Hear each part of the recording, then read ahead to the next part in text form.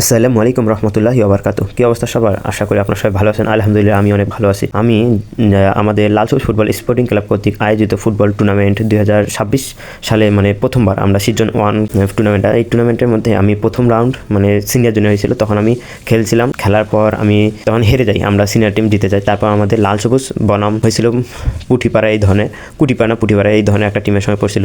তা ওদের সঙ্গে আমরা জিতি। তারপর আমরা সেমিফাইনাল লায়ন্স স্কুল অ্যান্ড কলেজের সঙ্গে লড়াই করে আমরা হেরে যাই। তারপর আমাকে ডাক দিয়েছিল আমার টুর্নামেন্টেই, আমাদের যে টিমে আমি খেলি মুসিপাড়া টিমে, এই মুসিপাড়া টিম আমাকে ডাকছিল এই ফাইনালে। দেখেন যে পরিমাণ আহত হয়েছি, অনেকেই কিন্তু জানে না যে ব্যথা কাকে বলে, কত প্রকার দেখাই দিলাম। দুইটা পায়ের মধ্যে ব্যথা পাইছে এবং দুইটা হাতের মধ্যেও আমি ব্যথা পাইছি, সেই জন্য আমি দেখাই দিলাম। দেখেন যে আমি মলমটা দিলাম, এই মলমটা দিলে সঙ্গে সঙ্গে ঘাগুলা শুকায় যায়। আর বিশেষ করে আমার ডান হাতে, যে হাতে আমি এখন বর্তমানে দিতেছি, ডান হাতে, তো ওই ডান হাতে অসম্ভব ব্যথা পাইছে, ফুলে গেছিলো। কিন্তু কী করার, মিনিবার ডিফেন্স না, বলার বাইরে, শুধু পা দুইটা অবস্থা খারাপ হয়ে যায়।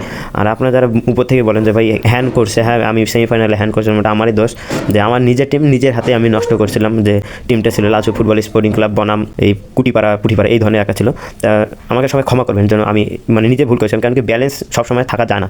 আর আমি বলটা দেখতে পাই না, আর আমার ডিফেন্সও ছিল না। অনেকেই আমাকে খারাপ মন্তব্য করছে, তো ওই ভাই গোল খাইছে এই ধরনের। আমার যেহেতু নিজের টিম কখনো মানুষ খারাপভাবে খেলে না, নিজের টিমকে মানুষ জিতানোর জন্যই খেলে, বুঝছেন? তা এই ধরনের কথাবার্তা বলেন না।